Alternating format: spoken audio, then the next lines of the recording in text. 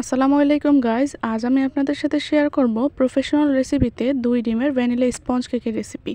তো চলুন ভিডিওটি শুরু করা যাক। প্রথমে আমি শুকনো উপকরণগুলো চেলে নিব। তার জন্য নিয়ে নিব হাফ কাপ ময়দা, 1 টেবিল চামচ কর্নফ্লাওয়ার, হাফ চা চামচ বেকিং পাউডার। এবার শুকনো উপকরণগুলো ভালোভাবে চেলে নিব।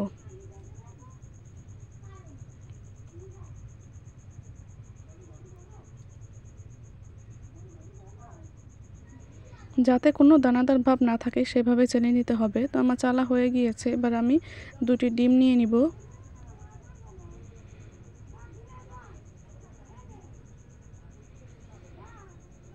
এবার ডিমের কুসুমগুলো আমি তুলে নিব। খেয়াল রাখবেন ডিমের কুসুমগুলো যাতে ভেঙে না যায়। এবার আমি ইলেকট্রিক বিটার দিয়ে কিছুক্ষণ বিট করে নিব, যাতে কিছুটা ফেনা ফেনা ভাব চলে আসে। ততক্ষণ পর্যন্ত আমি বিট করে নিব।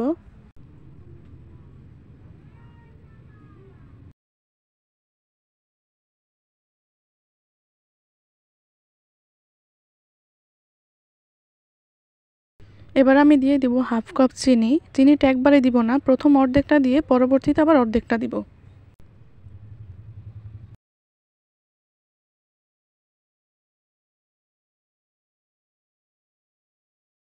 এবার আমি বাকি অর্ধেক চিনিটাও দিয়ে দিব।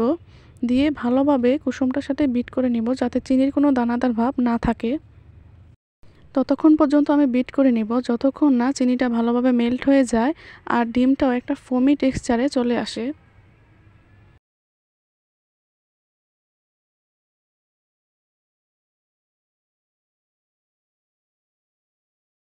তো দেখুন আমার ভালোভাবে বিট করা হয়ে গিয়েছে। এবার আমি এখানে অ্যাড করে দিব ডিমের 2টা কুসুম,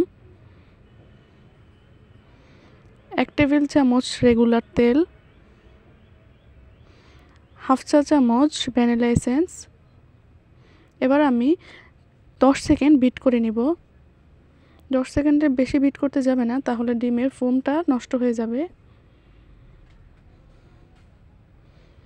এবার আমি আগে থেকে চেলে রাখা শুকনো উপকরণগুলো মিশিয়ে নিব। শুকনো উপকরণগুলো আমি 2 বারে মিশিয়ে নিব। খুবই আলতো হাতে মেশাতে হবে, তাড়াহুড়া করা যাবে না, তাহলে ফোমটা নষ্ট হয়ে যাবে। ভালোভাবে খেয়াল করলে দেখতে পাবেন আমি খুবই আলতো হাতে মিশিয়ে নিচ্ছি। আপনাদের বোঝার সুবিধার্থে আমি ভিডিওটা একটু ফাস্ট করিনি, যেভাবে আমি করেছি ঠিক সেভাবেই দেখাচ্ছি।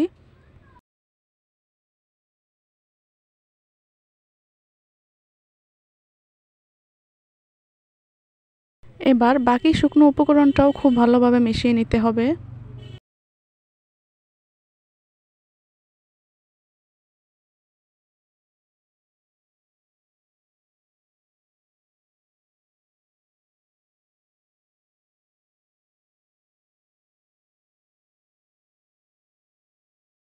তো দেখুন আমার শুকনো উপকরণগুলো মেশানো হয়ে গিয়েছে।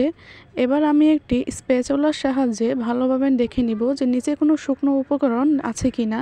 যদি থাকে তাহলে আস্তে আস্তে করে সেটা মিশিয়ে নিব।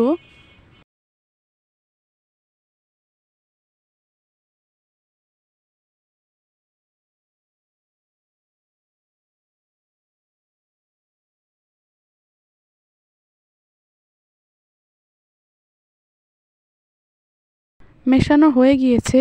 এবার আমি কেকটা একটি মোল্ডে ঢেলে নিব। আমি একটি 5 ইঞ্চির মোল্ড নিয়ে নিয়েছি আর মোল্ডের নিচে হালকা করে তেল ব্রাশ করে একটা খাতার কাগজ বিছিয়ে দিয়েছি। তবে কোনোভাবেই মোল্ডের সাইডে তেল ব্রাশ করা যাবে না, এটা কেকটা চারপাশ থেকে চুপসে আসবে।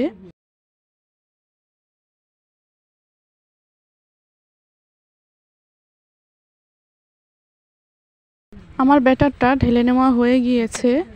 এবার আমি ব্যাটারটাকে হালকা করে ট্যাপ ট্যাপ করে নিব, যাতে ভিতরে কোনো বাতাস থাকলে সেটা বের হয়ে আসে। আগে থেকেই প্রিহিট করে নিয়েছি একটা কড়াই, সেখানে আমি কেকটা দিয়ে দিব।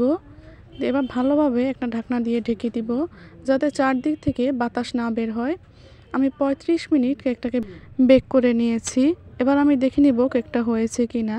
কেকের ঢাকনা বারবার খোলা যাবে না, এতে কেকটা চুপসে যাবে। তো দেখুন আমি একটা টুথপিক দিয়ে চেক করলাম, আমার কেকটা সম্পূর্ণ হয়ে গিয়েছে। এবার আমি কেকটি ঠান্ডা করে মোল্ড আউট করে নিব।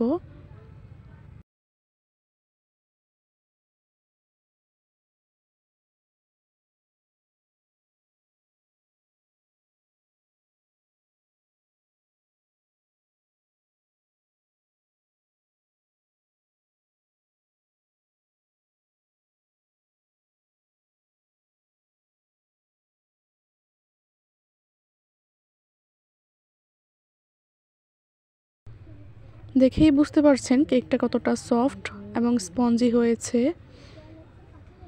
একটি স্লাইস নিয়ে আমি আপনাদের দেখিয়ে দিচ্ছি। তারপরেও যদি আপনাদের কোথাও বুঝতে সমস্যা হয় অবশ্যই আমাকে কমেন্ট করে জানাবেন। আর এরকম সুন্দর সুন্দর রেসিপি পাওয়ার জন্য আমার চ্যানেলটি সাবস্ক্রাইব করে রাখবেন।